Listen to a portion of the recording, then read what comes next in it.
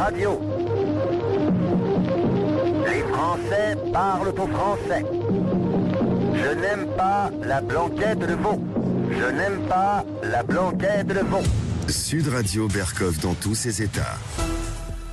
Nous allons parler d'un pays que l'on considérait comme la Suisse du Moyen-Orient, où coulait le lait et le miel, un des pays les plus joyeux de vivre. C'est plus difficile aujourd'hui, mais auparavant, écoutez ceci. Sud Radio Berkov dans tous ses états. Le face-à-face. Une des chansons les plus populaires du Liban, c'est une des plus grandes chanteuses libanaises et arabes d'ailleurs, enfin Fayrouz, qui chantait venez, visitez-moi, je vous accueillerai, Zoulouni, merveilleuse chanson. Et aujourd'hui, on va parler, on a parlé un peu plus tôt de ce qui se passe en Syrie avec la visite du nouvel homme fort de la Syrie à l'Élysée, reçu par Emmanuel Macron. Et là, on va parler d'un pays encore plus proche, mais très proche de nous, je rappelle, le Liban. Le Liban, vous le savez très très très bien, il y a avec la France depuis des siècles des relations très très fortes. On va pas refaire toute l'histoire, mais il y a quelqu'un qui a refait l'histoire, en tout cas des 2 derniers siècles. Un livre tout à fait passionnant pour ceux qui s'intéressent, et Dieu sait si ça nous intéresse, ça nous concerne, les problèmes du Proche-Orient. Fouad Rory Hello, Liban, état de survie, aux éditions Max Milo, ça vient de paraître. Bonjour Fouad. Bonjour André, merci de m'accueillir. Et justement, c'est très intéressant parce que vous faites une espèce d'histoire, vraiment d'histoire très très fouillée de ces 2 derniers siècles, de l'Empire ottoman, effectivement, jusqu'à aujourd'hui, jusqu'à la section du nouveau président de la République libanaise, Joseph Aoun, il y a quelques mois, et avec tout ce qui se passe autour, et vous montrez très très bien comment le Liban, ça a été très très souvent la guerre des autres, avec que ce soit l'Iran, que ce soit la Syrie, que ce soit Israël, que ce soit l'Égypte, enfin tout le monde, et alors beaucoup plus loin les Américains, les Anglais, les Français, ne parlons pas de la Turquie et autres, vous voyez, l'Empire ottoman retrouve ses droits, et ça a été un pays qui a tenu avec beaucoup de vicissitudes, beaucoup d'efforts,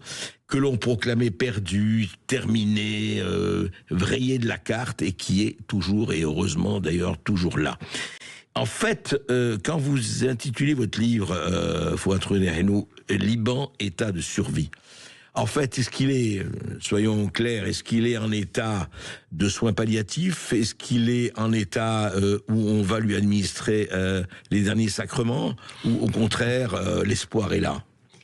Je dirais qu'il résiste toujours, malgré la difficulté de son vécu.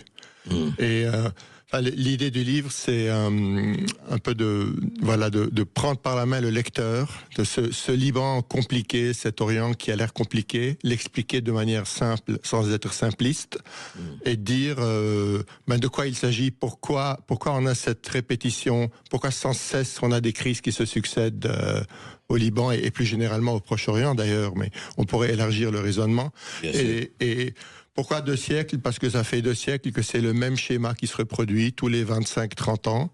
On a une crise, on casse tout et on recommence. Ouais. Alors c'est quoi le schéma? Il est pas très compliqué. Il y a des divisions internes au Liban, il y a des communautés différentes. Les communautés religieuses au Liban sont des identités politiques. C'est ça qu'il faut comprendre. On peut être chrétien ou musulman, pas très croyant, mais on est très accroché à cette identité-là. Donc voilà. Et ça, rappelons d'ailleurs, je dis ça pour ceux qui ne le savent pas, mais c'est une spécificité absolue, c'est que au Liban, le président est chrétien maronite, c'est ça. Le Premier ministre est musulman sunnite, absolument, et le président de l'Assemblée nationale est musulman chiite. C'est assez compliqué comme ça. Oui, c'est déjà pas mal. Non, mais c'est formidable, parce que c'est une tradition presque démocratique, enfin entre guillemets, quoi. Absolument. Et la chose qui est assez... qu'il faut noter, c'est que malgré toutes les crises, le Liban, c'est le seul pays de la région qui a jamais connu la dictature. Parce que il y a cette multiplicité d'identités, de tous les pays arabes, quasiment, c'est le seul pays tous les pays du Moyen-Orient arabe, c'est le seul pays qui n'a pas connu un Saddam Hussein ou un Hafez al-Assad. Voilà. Donc, alors, vous avez cette multiplicité interne, donc vous avez des divisions internes, des rivalités, et puis vous ajoutez à ça les appétits extérieurs. Alors, c'est... sur 200 ans, vous avez tantôt la Turquie, tantôt la France, tantôt les Anglais, les Américains, les Iraniens, les Syriens et j'en passe, qui, l'un après l'autre, eh bien, essayent d'influencer le jeu interne, chacun à son tour. Et pourquoi ça commence il y a 200 ans? Parce qu'il y a 200 ans, en gros, l'Empire turc, au début du 19e siècle, il commence à s'affaiblir. Alors ça met 100 ans, jusqu'à la Première Guerre mondiale, pour que l'Empire ottoman, turc, s'effondre totalement. Mais le Liban, il entre en crise dès le 19e siècle, en fait. Et le schéma, c'est exactement le même qu'aujourd'hui. C'est le même raisonnement, si vous voulez, qui se répercute. Et donc, le livre raconte ça d'une manière, encore une fois, qui prend la main du lecteur, même pour quelqu'un qui n'y connaît rien. Le but, c'est de vous présenter ce panorama. Et après, alors, il y a cette répétition qui nous mène à nous dire, bon, et maintenant?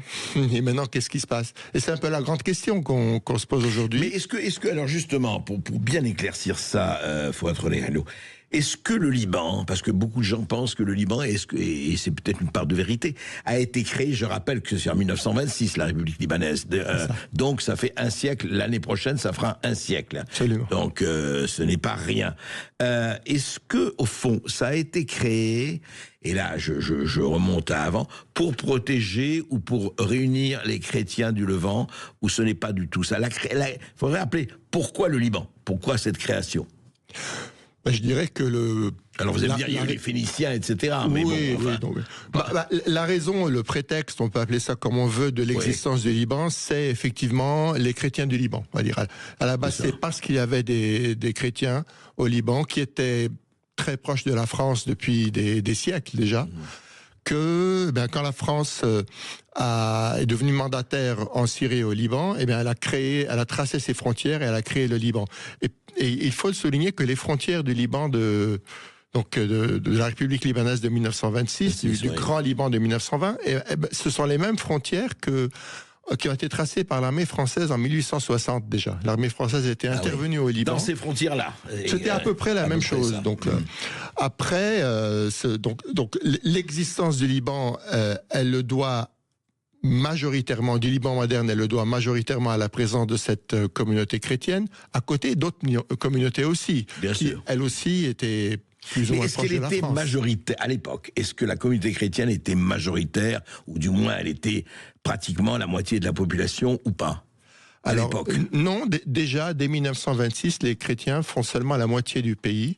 Et ce qui est assez étonnant, ça a donné lieu à tout un débat et qui est encore cours aujourd'hui au Liban, c'est que avant la création de ce grand Liban dans ces frontières-là, il existait un petit Liban qui était ce qu'on appelait la montagne libanaise, qui historiquement est beaucoup plus ancienne, la montagne druso-libanaise en fait, donc qui réunissait les chrétiens et les Druzes dont on parle beaucoup aujourd'hui parce qu'en Syrie on en parle beaucoup avec ce qui s'y passe. Bien sûr. Et donc, c'était deux communautés qui sont un peu à l'origine du Liban historique. Et ce mont Liban était beaucoup plus petit.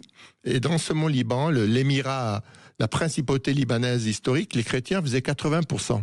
Ah oui, dans ce petit Liban, de la montagne. Exactement. Ça, Qui comprenait Beyrouth déjà? Non, pas qui s'arrêtait juste aux portes de Beyrouth. D'accord. Justement, Beyrouth qui dépendait directement de l'Empire ottoman. Et donc, on a élargi le Liban, les 80% sont devenus 50%, et j'en parle dans le livre, une des questions qu'on s'est posées, que les gens se sont posées à l'époque, c'est mais pourquoi les chrétiens ont voulu faire ça? Pourquoi ce Liban a été créé alors que de 80%, les chrétiens sont devenus 50%? Et je crois qu'il y a beaucoup d'explications à cela. Une des explications, c'est probablement que les chrétiens qui étaient amis de la France pensaient que la France resterait là pendant très très longtemps. Ouais, la France donc, qui était la mer douce, la mer, M-E-R-E, oui, absolument, la mer nourricière. Ouais. Ils disaient, tant qu'à faire, nous avons échangé... À l'époque, ils pensaient que la France serait l'alliée privilégiée et permanente. Ils pensaient probablement pas qu'elle partirait 20 ans plus tard. Ouais, ils s'étaient dit, on a eu 400 ans d'empire turc, si on a un empire français pendant aussi longtemps, ça ira. Peu importe les frontières... Donc c'est une des explications, il y en a certainement d'autres. Bien sûr, bien sûr. Et alors justement, ce qui est intéressant, c'est que vous montrez très très très vite que à la fois, et c'est pour ça que il n'y a pas, et c'est vrai qu'il faut le rappeler, il n'y a jamais eu de dictateur, parce qu'il n'y a jamais eu quelqu'un qui a dit, bon, c'est vraiment, et c'est une exception absolue dans les pays arabes, enfin, on regarde dans le Moyen-Orient, et avec toutes les difficultés et tout ça. Mais est-ce que, dès le départ aussi, il y a eu ce qu'on appellerait des guerres par procuration.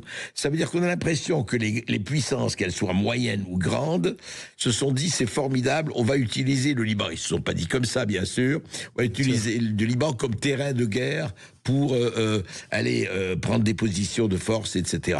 Absolument. Ça a été ça, dès le départ. Absolument. Même les Turcs, dès le départ. Même, vous savez, l'Empire ottoman, c'était une fédération. Et donc les Turcs, quand ils ont commencé à sentir que voilà, ils perdaient pied, ils ont utilisé une communauté contre l'autre.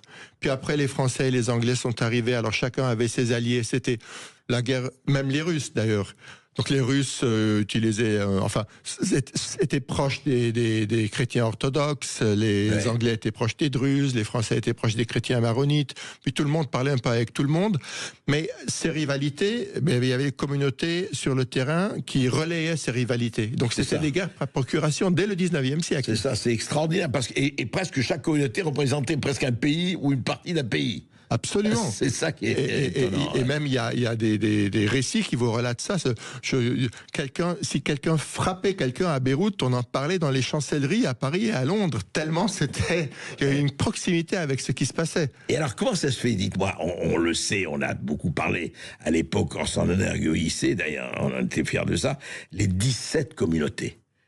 C'est quand même hallucinant. Bon, évidemment, il y a des communautés chrétiennes orthodoxes, maronites, catholiques, assyriens, etc., etc. Les musulmans sunnichites, les druzes et puis beaucoup d'autres.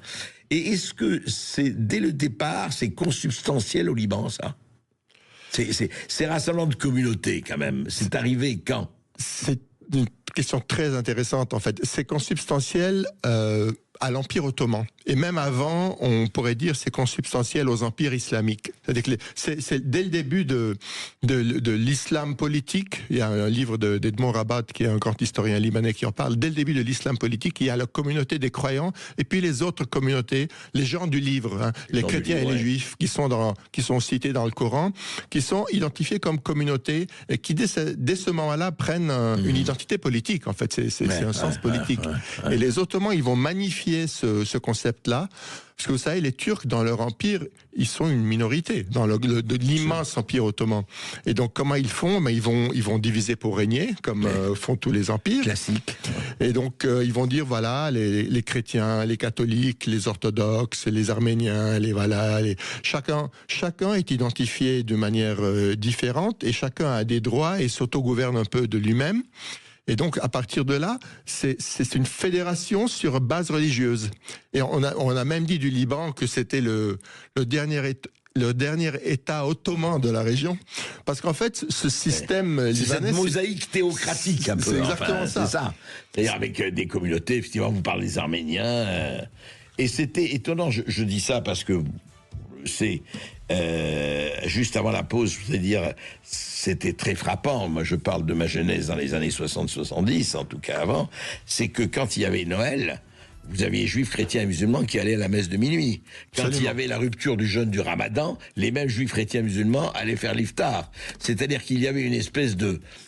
je ne dirais pas de commune de fraternité, mais il y avait quelque chose qui se faisait ensemble. Et puis à un moment donné, tout ça s'est séparé, a explosé. On va en parler juste après cette petite pause. Liban, état de survie aux éditions Max Mulot. Il faut le lire. Sud Radio. Sud Radio. Parlons vrai. Parlons vrai. Sud Radio. Parlons vrai. Sud Radio Berkov dans tous ses états, midi 14h. André Berkov. Le Liban, ce petit pays, mais qui est grand et qui est grand par beaucoup de choses, par sa culture, par tout ce qui est sorti de ce pays, par cette espèce d'amour notamment de la France et cette espèce de vision du monde. Vous savez, ça c'est clair. Moi, je me rappellerai toujours que quand on est dans le Golfe, les conseillers commerciaux étaient tous des Libanais. C'est très clair. La Phénicien oblige. Mais je voudrais continuer dans cette espèce d'évolution qui a conduit quand même, il faut le dire. Pourquoi tous ces signes positifs, au fur et à mesure, ça s'est pas passé en un jour, sont devenus des signes négatifs? Et ça a commencé en 58 d'ailleurs, mais je voudrais pourquoi cette espèce de répartition communautaire qui faisait que ça marchait avec, les non-dits aussi, mais enfin, ça marchait, et qu'à un moment donné, ces signes positifs voilà, parce qu'en France, on parle beaucoup du vivre ensemble, on dit vivre ensemble, formidable, et les gens disaient, attention, mais regardez ce qui est arrivé au Liban, la libanisation de la France, c'est un gros danger. Qu'est-ce qui s'est passé? Pourquoi ces signes positifs sont devenus négatifs? Je crois qu'il y a deux choses parallèles. D'un côté, le Liban a une fragilité intrinsèque. Cette diversité fait qu'il faut tout le temps rechercher le compromis en interne et c'est très difficile. Oui. Donc à un moment donné, le Liban, il a un peu perdu sa boussole interne, malheureusement. Et ça s'est fait en parallèle avec la montée des tensions au Proche-Orient, au Proche et Moyen-Orient. Donc, c'est-à-dire, par exemple, donnez des exemples, par exemple. On cite toujours la guerre de 67 comme étant un point de bascule. La guerre des 6 jours. La guerre des 6 jours. Pourquoi? Parce qu'avant la guerre des 6 jours, il y avait quelque chose qui ressemblait sans refaire toute l'histoire bien sûr, mais à un système d'État arabe. Il y avait après 58, il y avait les États-Unis qui étaient intervenus au Liban. Il y avait un accord avec Nasser pour stabiliser le Liban. Ça avait donné le régime du président Chehab qu'on cite souvent. Donc c'était l'âge d'or du Liban. Et donc il y avait une sorte de stabilisation régionale et de protection de ce petit Liban. Oui. Et après la guerre des 6 jours, ce qui se passe, c'est, il faut le dire, c'est la montée en puissance de l'OLP. L'Organisation de libération de la Palestine de Yasser Arafat, c'est exactement. Ça, ouais. Et donc, qu'est-ce qui se passe? L'OLP cherche à acquérir une forme d'autonomie, à se hisser à l'égal des autres États arabes, et puis à trouver un terrain une base militaire, sécuritaire, politique, à partir de laquelle mener son propre combat. Elle va essayer de faire ça en Jordanie en 1970, ça va pas marcher, ce sera Septembre Noir. Hussein de Jordanie, les massacres. Enfin, voilà. Ils sont expulsés de Jordanie. Eh bien, tous les autres pays arabes leur ferment la porte. La Syrie, l'Égypte, enfin, on pourrait en parler. Et voilà, il y a le Liban qui est le pays fragile, la variable fragile de cette équation arabe. Et voilà, les Palestiniens vont arriver au Liban. Le maillon faible, on peut le dire. Le maillon faible. Et voilà, donc ce Liban qui avait déjà bien du mal à se dépêtrer de ses propres problèmes, alors vous ajoutez le facteur palestinien, sans préjuger des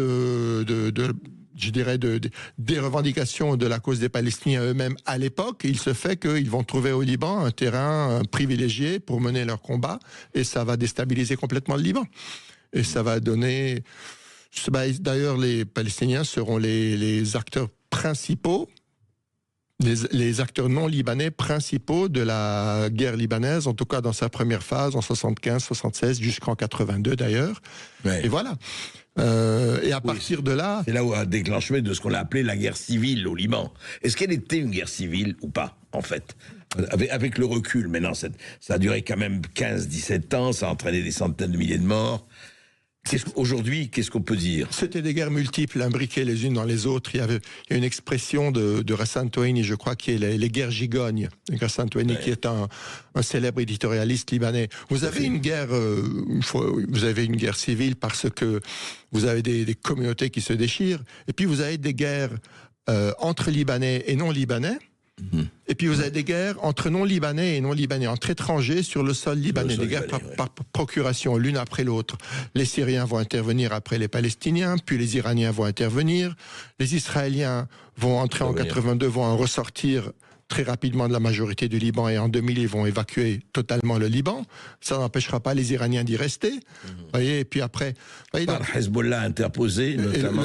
Le Hezbollah qui va monter en puissance après 2000, donc après le retrait israélien, le Hezbollah monte de plus en plus en puissance et après 2008 devient l'acteur principal, mais pas le seul. Il n'a jamais eu le monopole, mais il va devenir un acteur essentiel du jeu jusqu'en 2023, quand le Hezbollah va avoir la mauvaise idée après ce qui se passe à Gaza, après les actions du Hamas, le Hezbollah va avoir la mauvaise idée d'impliquer le Liban là-dedans.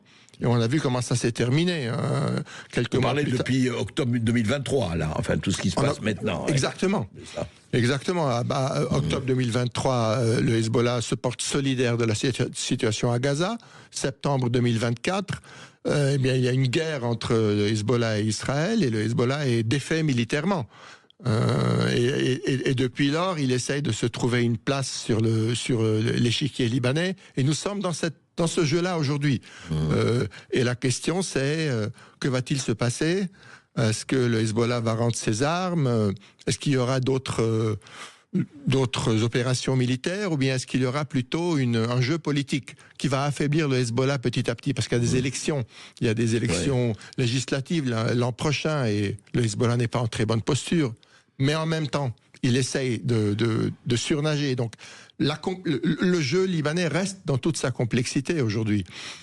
Et en fait, on oscille entre la peur que les hostilités reprennent, avec les massacres, les faillites, enfin tout ce qui s'est passé. D'ailleurs, vous parlez de 2019 et de l'effondrement économique, et puis l'explosion du port de Beyrouth en 2020, etc. Vous raconter cela dans le livre, mais on peut se demander justement, est-ce que ça va être une négociation? Est-ce que the art of the deal va s'appliquer au Liban et dans cette zone du Proche-Orient ou pas? Et ça, on va en parler tout de suite après cette petite pause. À tout de suite, et je rappelle, si vous voulez poser des questions à votre posez le Liban, 0826 300 300, 0826 300 300. À tout de suite. Sud Radio. Sud Radio. Parlons vrai. Parlons vrai. Sud Radio. Parlons vrai. Sud Radio Berkov dans tous ses états, midi 14h. André Berkov. Et le Liban, état de survie, mais il vit encore, il respire encore. Fouad Hello, ce livre qui vient de paraître aux éditions Max Milo. On va essayer de parler de ça. Je voudrais qu'on parle d'un événement d'actualité quand même qui nous occupe aujourd'hui en France. C'est que le président de la République, Emmanuel Macron, reçoit aujourd'hui, en ce moment d'ailleurs, ou dans une heure, Ahmed Echara, plus connu sous le nom de El Joulani, qui est l'homme fort de la Syrie, qui a pris le pouvoir depuis novembre dernier, et en renversant le régime de Bachar el-Assad. Qu'est-ce que vous pensez? Qu'est-ce que ça dit? Parce que il y a une très grosse discussion en disant, mais enfin, El Joulani, que vous recevez, il y a eu beaucoup vous recevez quelqu'un qui a été Al-Qaïda ou Al-Nosra, enfin un djihadiste pur et dur, qui dit maintenant, bon, il porte costume cravate, il est modéré. Qu'est-ce que vous pensez? Quelle est votre réaction, votre sentiment là-dessus? Je pense que l'enjeu réel, c'est vraiment l'unité de la Syrie. C'est de garder, en tout cas, d'empêcher que la Syrie n'explose. La Syrie pouvait exploser. Ouais. Elle pourrait, parce que, vous savez, vous avez toute la problématique des minorités d'abord. Vous avez les Druzes au sud qui ont un gros problème avec M. El-Shara aujourd'hui. On le sait tous, c'est dans les nouvelles. Il y a les Kurdes au nord-est, et puis il y a les Alaouites eux-mêmes.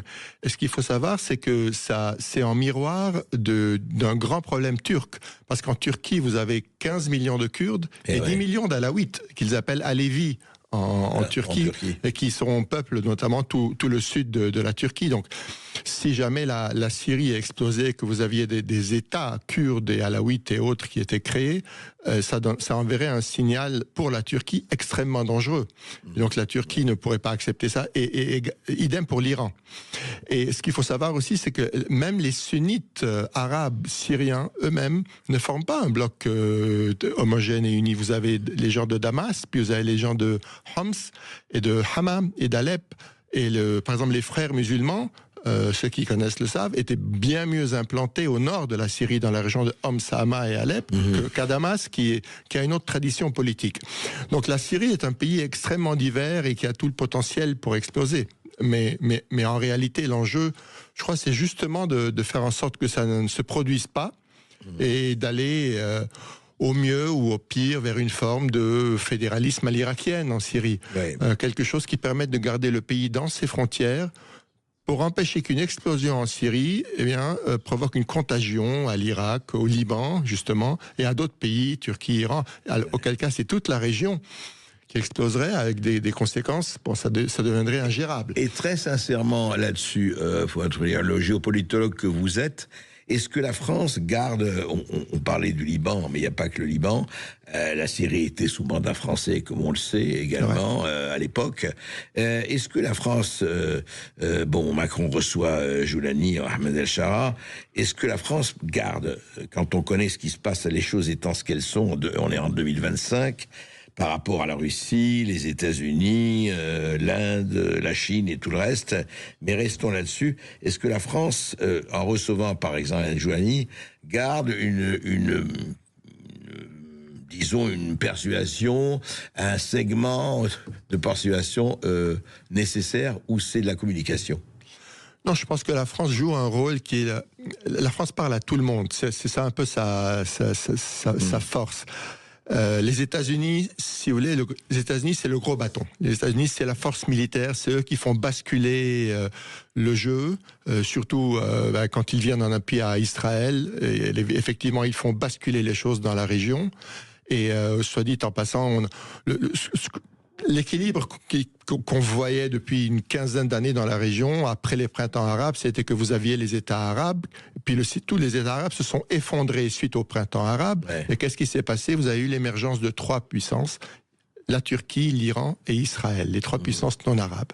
Et ce qui vient de se passer maintenant, très schématiquement, depuis l'épisode de Gaza, suivi de celui du Liban, du Yémen, de la Syrie, c'est que l'Iran, qui avait beaucoup avancé, et bien là, il a reculé fortement. Oui. Et qui reste en lice au Liban et en Syrie essentiellement, c'est Israël et la Turquie. Et les deux ont des intérêts à faire valoir, et la question, c'est comment trouver un équilibre entre eux, et en même temps, sans que l'Iran essaie de revenir. Donc, il y a un puzzle régional, mais la clé de ce puzzle, c'est de faire en sorte que la Syrie n'explose pas.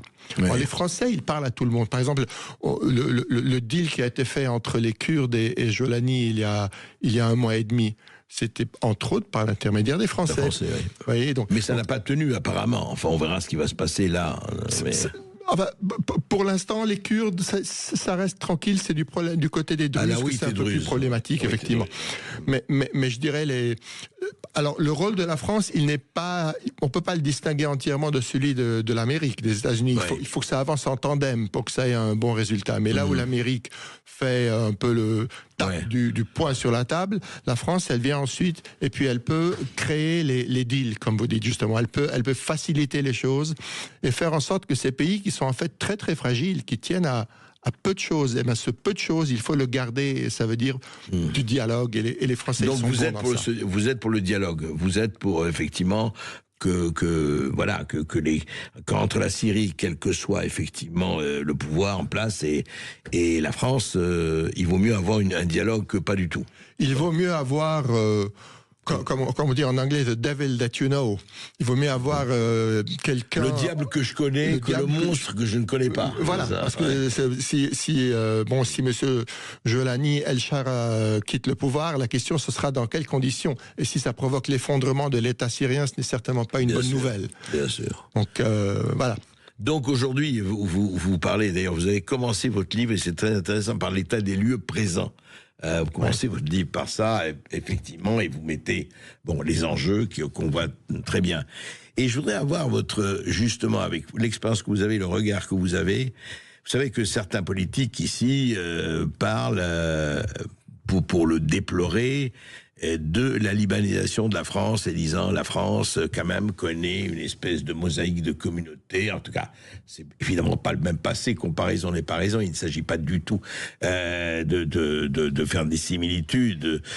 Mais le problème, c'est qu'il y a un communautarisme ou des communautarismes qui sont installés en France, qui sont là, pour les bonnes raisons ou pour les moins bonnes raisons. Il ne s'agit pas de faire un jugement là. Mais et certains disent en évoquant, mais voyez, regardez ce qui s'est passé au Liban et ça peut se passer en France. Est-ce que vous pensez que cette métaphore, cette image tient, s'agissant, vous connaissez très bien la France aussi, ou pas? Ou est-ce qu'il y a des leçons à retenir? Il y a certainement des leçons à retenir. Vous savez, du point de vue du Liban et d'un Libanais, la France apparaît, même aujourd'hui, même avec tous ses problèmes, comme un Eldorado, si vous voulez. C'est un pays qui a quand même des atouts extrêmement solides, un État extrêmement puissant et puis il y a une majorité en France, parce qu'il faut bien le dire les choses comme elles sont, il y a une majorité en France, malgré le communautarisme, qui relève de la même logique, donc qui relève de la même croyance en la République française et la en laïcité, etc. La laïcité. Ouais, alors il y a des gens même qui en poussent un peu le trait, qui forcissent le trait en disant, ils parlent de la religion laïque, en disant voilà, mais je crois qu'il y a quand même des principes qui sont solidement ancrés en France. Après, il y a des crises politiques, oui, il y a de l'instabilité potentielle, mais c'est pas la première fois que la France connaît ça, hein. Si on regarde toute la Troisième République, c'était un peu la même chose aussi. Ça n'a pas empêché la France d'exister. Personnellement, moi, j'y crois. Je crois fortement et je ne pense pas que c'est ce type de problème-là communautaire qui pourrait remettre en question le socle français. Vous ne pensez pas que c'est le problème numéro un? Non. C'est en venant d'un Libanais, enfin, vous regardez cela. En revanche, pour revenir au Liban, le communautarisme aujourd'hui reste, alors que ça a été une espèce de preuve de fraternité il y a 50 ans, peut redevenir une poudrière et reste une poudrière, je dirais. Il le reste. Il le reste, c'est ça. Il le reste. Nous sommes dans un équilibre instable, c'est pourquoi état de survie, parce que malgré tous les atouts dont le Liban dispose, les Libanais en fait sont, voilà, à titre individuel, qu'ils soient au Liban ou qu'ils émigrent dans le monde, ils arrivent à s'en tirer. Mais c'est un peu le mal du bien. Les Libanais arrivent à s'en tirer parce qu'ils ont le réflexe de survie eux-mêmes, individuel.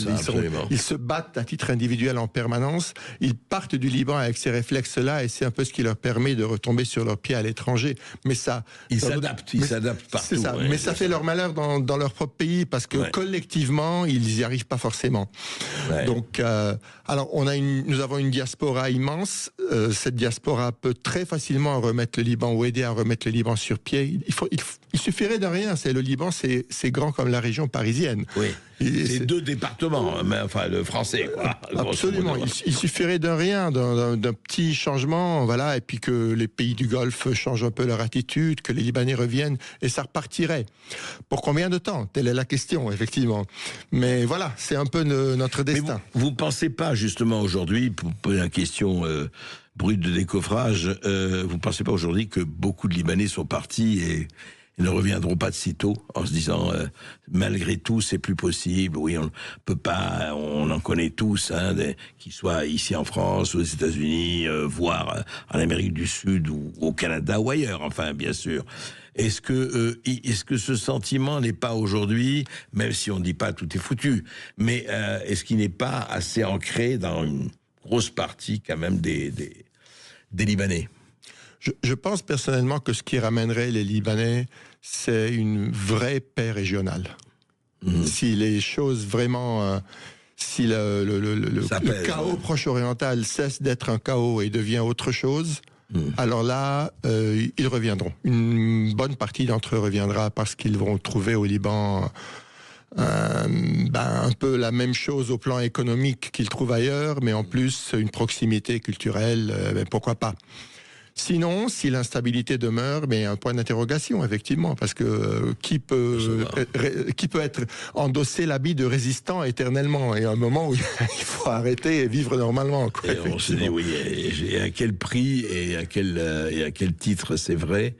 Et de ce point de vue-là, d'ailleurs, c'est intéressant parce que vous en parlez aussi dans votre livre, Faut être libre. On se dit, au fond, et c'est ça, c'est cet instinct de survie, justement, est très différent. Et c'est ça qui est intéressant chez Liban, qui a ce côté, c'est vrai, joie de vivre, que j'ai connu, moi, il y a quelques décennies, mais il est toujours là. Je parle juste 3 secondes d'expérience personnelle. Je retourne très très souvent au Liban, voir des amis, etc. Et je remarque qu'avec tout ça, dans ce drame quand même terrifiant, il y a une volonté de vivre et aller, je dirais, presque de s'autocritiquer, de se fiche de soi-même, malgré tout. En disant, et ça va durer peut-être une semaine, ça peut peut-être exploser la semaine prochaine, mais en attendant, vivons. C'est quand même quelque chose, je traduis ça pour nos auditeurs. Souvent on se plaint, on dit voilà, la France c'est foutu, ça va plus, on a et nous-mêmes, je veux dire, ce gouvernement, qu'est-ce qu'il fait, etc., etc. Mais quand je vois des gens qui ont envie de vivre, mais attendez, peut-être ça va durer un mois, mais pendant ce mois-là, je vais m'éclater à ma manière. C'est quand même très caractéristique de ce petit pays. Ouais, état de survie psychologique quelque part. Oui, absolument, absolument. Dans le, comment dire, qui vivent au jour le jour. En même temps, mais je fais aussi un petit bémol, enfin une petite passe personnelle. La France pour les Libanais, c'est quand même. Vous savez, moi, je travaille à Lorient le Jour, que vous connaissez. Oui. 50% de notre audience est en France. Ah ouais. 50% de notre audience numérique, qui est devenue notre audience majeure, je dirais. Bien sûr. Voilà, 50% de notre audience... Vous dirigez Lorient le Jour aujourd'hui. Voilà, je dirige Lorient le Jour, exactement. Ouais. Et 50% de notre audience est en France. La France reste pour les Libanais un phare dans la nuit, je dirais. Voilà. Mais très sincèrement, aujourd'hui, on parle beaucoup plus anglais que français au Liban. Non ? Franchement. Moi, je dirais moitié-moitié. Tout le monde parle anglais, plus ou moins tout, enfin, parle baragouine. Tout le monde baragouine l'anglais. Et parle un peu mieux le français. Pas tout le monde, mais ceux qui le parlent un peu mieux que l'anglais, je dirais de façon générale. Donc, mais c'est intéressant ce que vous dites, que 50% de votre audience numérique est en France, quoi. Oui. C'est quand même un signe, oui, tout à fait. C'est un signe très fort pour nous. Et je crois que les Libanais gardent espoir malgré tout, gardent confiance dans le futur, et encore une fois, il suffirait de rien pour que ça reparte. C'est un peu ça la caractéristique de ce pays, c'est un peu la surprise. C'est pourquoi encore une fois, je commence le livre en disant que le Liban a été décrit comme l'État failli le plus réussi du 21e siècle. Oui. Ce qui est une ironie absolue, mais c'est un État failli. Dans tous les, enfin, qu'il a été dans tous les sens du terme jusqu'à récemment, qui essaie de se redresser maintenant, mais en même temps, il se bat, et les Libanais se battent, et voilà. On va en parler, on va continuer d'en parler, mais on va étendre ça à l'international. Là, on va faire un peu de géopolitique, un peu mondial. Faut être réaliste, mais voilà, le Liban, ce n'est pas encore la faillite, nous voici, comme disait. Petit jeu de mots, petit jeu de mots. À tout de suite, restez avec nous, 0826 300 300. On vous attend. Sud Radio, votre attention est notre plus belle récompense. J'adore Sud Radio dans la mesure où, là au moins, on peut s'exprimer en direct et donner notre avis. Sud Radio, parlons vrai. Sud Radio Berkoff dans tous ses états, midi 14h. André Berkoff. Toujours avec Fouad Hello et le Liban, état de survie, eh bien on va essayer un peu quand même d'élargir aussi le spectre, le paysage, pour parler un peu de ce qui se passe. Alors justement, mais on va rester au Moyen-Orient. Quand, par exemple, ça m'intéresse, le Libanais que vous êtes entend Donald Trump dire que, écoutez, Gaza, on va peut-être remettre les habitants un peu partout, ils seront mieux que chez eux, et on va faire de Gaza la Californie. Parce qu'il l'a carrément dit. Bon, même s'il l'a dit comme une espèce de plaisanterie, Et il est quand même président des États-Unis. On dit pas ça. Quand il dit aussi, mais je vais quand même parler avec l'Iran, mais il faut parler parce qu'il dit ça. Alors on va voir. Puis il dit, mais attention, s'ils exagèrent, on va bombarder. Après, je vais voir les Houthis. Je leur dis, les Houthis au Yémen, on va vous détruire le fameux port de Hodeïda. Mais si vous arrêtez vraiment, on va. Cette espèce de diplomatie de la négociation, je dirais quasi immobilière, qui était son premier métier, ce qu'il dit avec Poutine. Quand on entend tout cela, quel sentiment ça vous inspire? Est-ce qu'on est rentré, je dirais, dans une ère nouvelle, avec l'ère des empires et non pas d'un empire, l'ère des plaques tectoniques qui bougent, l'ère de, effectivement, c'est en train de se passer et les règles du jeu sont en train de changer? Je crois que le Moyen-Orient est un peu le paroxysme de ce qui se passe dans le monde. Où effectivement on a les rivalités internationales qui auparavant c'était un peu à fleur et moucheté, en tout cas depuis la chute de l'Union soviétique. Là on a un retour de bâton avec un discours de plus en plus fort de la part des États-Unis. Je ne pense pas personnellement que, contrairement à d'autres, je ne pense pas que nous sommes dans l'ère de l'affaiblissement de l'Amérique, parce que souvent ce que les gens font, c'est qu'ils comparent la Chine dans ses frontières et l'Amérique, les États-Unis dans leurs frontières. Or, les États-Unis sont sortis de leurs frontières en 1945. Ce qu'il faut regarder, c'est... Alors, les Américains, ils ont une expression, ils appellent ça « the American Empire ». Donc, ils parlent de l'Empire sans s'en cacher.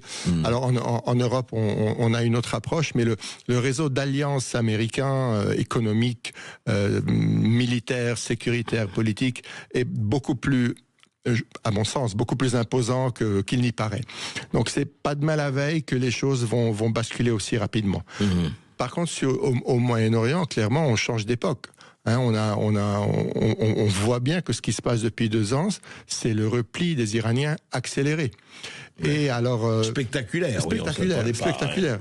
Et il y a un projet qui est potentiellement possible, ou en tout cas qui est sur la table, c'est le rapprochement entre Israël et le Golfe arabe.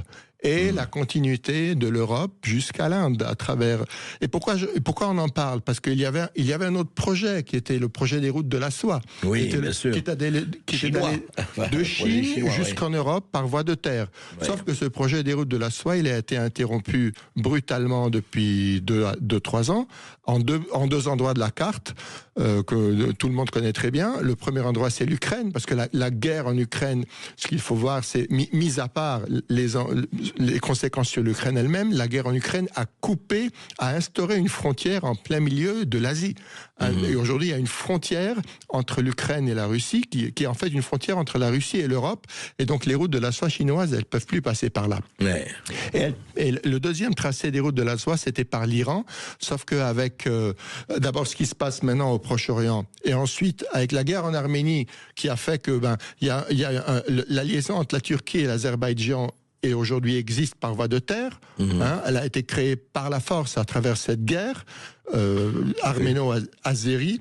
Le deuxième axe des routes de la soie par cet endroit-là est coupé, et donc les Chinois se retrouvent effectivement devant l'échec potentiel de ce projet-là. Par ailleurs, ce qu'on voit au niveau de la guerre tarifaire, alors il y a beaucoup d'interprétations et chacun aura la sienne, mais ce qui est clair, c'est qu'il y a un potentiel encerclement de la Chine.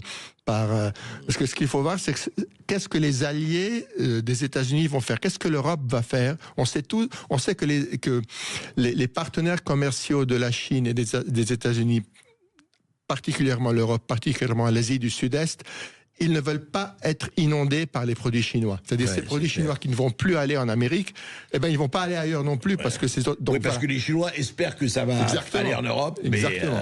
Donc s'il y a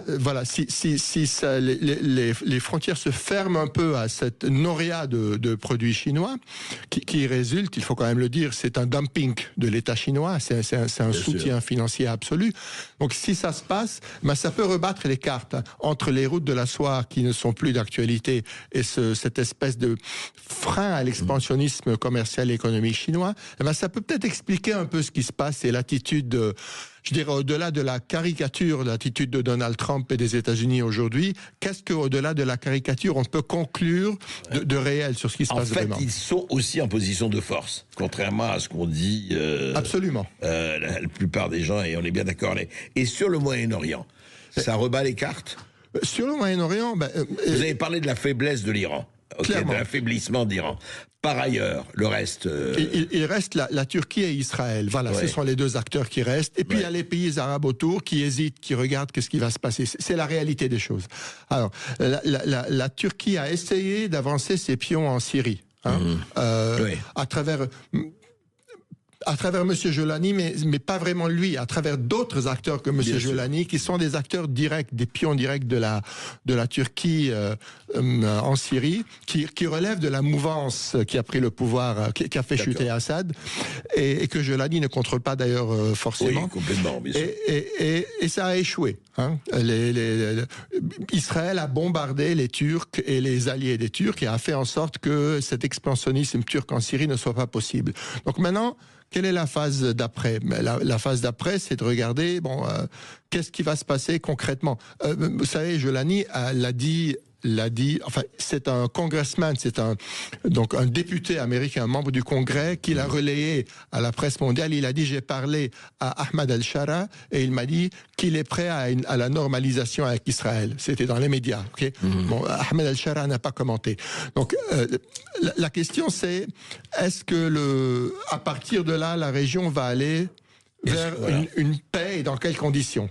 Alors il y a des chantiers avant ça. En fait, le pari de la paix, évidemment, va être semé d'embûches. Absolument. Mais il n'est pas, et c'est quand même intéressant à rappeler, en fin d'émission, il n'est pas impossible du tout. C'est une option possible. Pas du tout, d'ailleurs. Il y a ce qu'on appelle l'initiative de paix arabe qui date de 2002, qui avait été faite lors du sommet à Beyrouth, qui posait des conditions, mais qui disait, si ça est réalisable, on va avancer vers la paix. Donc là, effectivement, il y a un énorme chantier palestinien, israélo-palestinien, qui est à régler. Alors, c'est pas le problème du Liban. Non. Encore une fois, à mon opinion, c'est pas le problème du Liban de régler ce chantier-là. Mais est-ce que c'est un problème collectif? Est-ce que les États-Unis, la communauté internationale devraient aider à ça? Je pense que oui, mais c'est un autre débat. Et ce sera, je suis sûr, un autre livre de Fouad Hello, aux éditions Max Milo, bien sûr, le grand spécialiste du Moyen-Orient et de l'Ukraine. Merci beaucoup. Merci. À vous. Sud Radio, Berkov dans tous ses états.